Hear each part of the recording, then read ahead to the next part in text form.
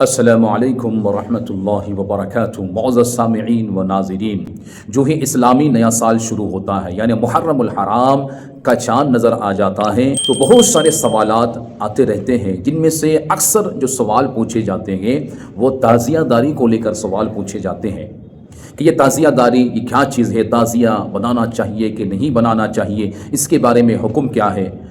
تو اس مسئلے پر کچھ لوگ ایسے ہیں سوشل میڈیا پر کہ پورے سال نظر نہیں آتے ہیں، لیکن جو ہی اسلامی نیا سال شروع ہوتا ہے، محرم الحرام کا مہینہ شروع ہوتا ہے تو وہ سوشل میڈیا پر گردش کرنے لگتے ہیں، ان کے ویڈیوز گردش کرنے لگتے ہیں، اور جن ویڈیوز کے اندر وہ تعزیہ داری کو لے کر اناپ شناپ بکواس کرتے رہتے ہیں۔ بعض تو ایسے ہیں کہ چیلنج کر دیتے ہیں سوشل میڈیا کے اوپر، اور بعض ایسے ہیں کہ وہ کہتے ہیں کہ اگر کوئی انسان تعزیہ کو ناجائز کہے یا حرام کہے تو پھر وہ خود ہی جو ہے ناجائز ہیں، معاذ اللہ۔ ایسے اناپ شناپ بکواس یہ لوگ کرتے رہتے ہیں۔ تو کیا ہے تعزیہ داری کی حقیقت، اسلام میں اس کا حکم کیا ہے، اور یہ تعزیہ داری کب شروع ہوئی، یہ تعزیہ جو بنائی گئی پہلا تعزیہ کب بنا، ان ساری باتوں کو آپ کے سامنے رکھنے والا ہو۔ لہٰذا ویڈیو تھوڑی سی لمبی ہو سکتی ہے، لیکن آپ سے گزارش یہ ہے کہ ویڈیو کو مکمل دیکھیں، پوری معلومات لیں، پوری ویڈیو کو دیکھیں، سمجھیں، سمجھنے کے بعد دوسروں تک بھی اسے لازماً شیئر کریں۔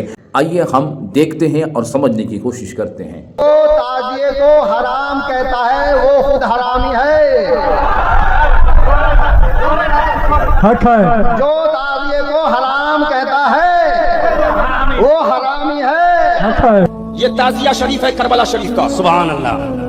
میں کہتا ہوں اس کو اگر کوئی ناجائز حرام ثابت کرے، حرام کہے، 11 لاکھ کا انعام ہے۔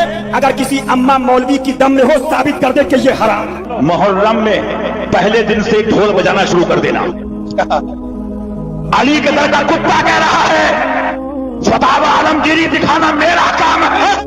پہلی محرم کو ڈھول بجاؤ گے، کتنے مرد کے پوت ہیں۔ اب یہ میرا دعویٰ تھا کہ جو تعزیے کو حرام کہتا ہے وہ حرامی ہے۔ دعوے کے لیے دلیل کی ضرورت ہوتی ہے۔ کیا دعوے کے لیے دلیل کی ضرورت ہوتی ہے۔ اب دلیل پہلے تو میں آپ کی عقل اور سمجھ عام فہم زبان میں بات کرتا ہوں۔ حضرت ابراہیم علیہ نبینا علیہ الصلوۃ والتسلیم کو نمرود نے جب آگ میں ڈلوایا تو ایک ہدہد سمندر سے اپنی چونچ میں پانی لاتا تھا اور آگ میں ڈال دیا کرتا تھا۔ اس کے پرندوں نے، ساتھیوں نے کہا جو اس کے اسٹاف کے تھے، اس کی برادری کے، کہ تو ایسا کیوں کر رہا ہے، تیری ایک بوند پانی سے اتنی بڑی نار نمرود نہیں بجھ سکتی۔ تو اس نے معلوم ہے جواب کیا دیا کہ یہ مجھے بھی معلوم ہے کہ میرے پانی میں، میرے چونچ میں جو پانی ایک قطرہ، اس سے آگ نہیں بجھ سکتی، لیکن میں اللہ کو گواہ کر کے آگ میں پانی ڈالتا ہوں۔ اے اللہ تو گواہ رہنا، میرا تعلق جو ہے وہ ابراہیم کے ساتھ ہے، نمرود کے ساتھ نہیں ہے۔ میں تو اپنی نسبت دکھا رہا ہوں۔ تو سامعین محترم، اسی طرح سے جو تعزیہ بناتے ہیں وہ اپنا تعلق حسین سے دکھاتے ہیں، اور جو تعزیے کو روکتے ہیں وہ اپنا تعلق یزید سے دکھاتے ہیں۔ اب دیکھ لو بنانے والا کون ہے، روکنے والا کون ہے۔ بنانے والا حسینی ہے،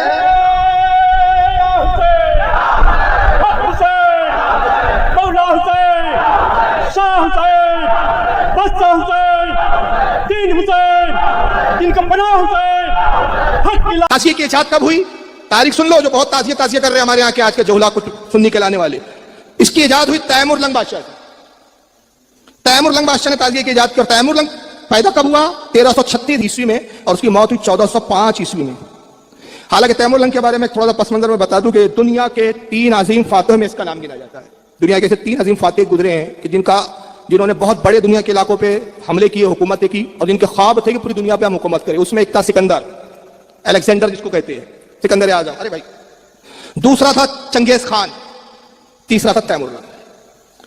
بہت بڑا جنگجو اور سالم بادشاہ تھا، کوئی بہت بڑا پرہیزگار متقی بھی نہیں تھا بھائی۔ سالم 42 ملک اس نے کل فتح کیا اپنی زندگی میں، جس میں روم، ایران، شام، ترکستان وغیرہ ہے۔ یہ پوری جنگوں میں اس کے ہاتھوں جو مارے گئے نا لوگ، اس ملک کو قبضہ کرنے کے لیے جو اتنے جنگیں کی، تو مورخین نے اس کا شمار کر کے بتایا وہ ہے 1,70,00,000، یعنی 1,70,00,000 لوگوں کا قاتل ہے یہ شخص تیمور لنگ۔ ایک پیر سے لنگڑا تھا، اس کو لنگ بولتے، لنگ یعنی لنگڑا، تیمور لنگ، ظالم بادشاہ۔ مگر اس میں ایک بات تھی کہ ہر سال یہ عاشورے کے دن امام علی مقام کے روزے پہ جاتا تھا. ایک سال بیمار ہو گیا اور جب بیمار ہوا تو رونے لگا کہ بھائی اس سال میں امام حسین کے روزے پہ نہیں جا پاؤں گا.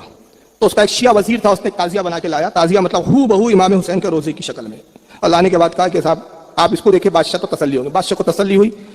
اس شیعہ وزیر نے اس کا فائدہ اٹھایا کہ بادشاہ نے اپنی رضا اس پہ ظاہر کی, تو اس نے پھر حکم دیا کہ صاحب بادشاہ چاہتے ہیں کہ ہر گھر میں تعزیہ بیٹھے. 801 ہجری میں تعزیہ کی بنیاد بنی. کس سن میں؟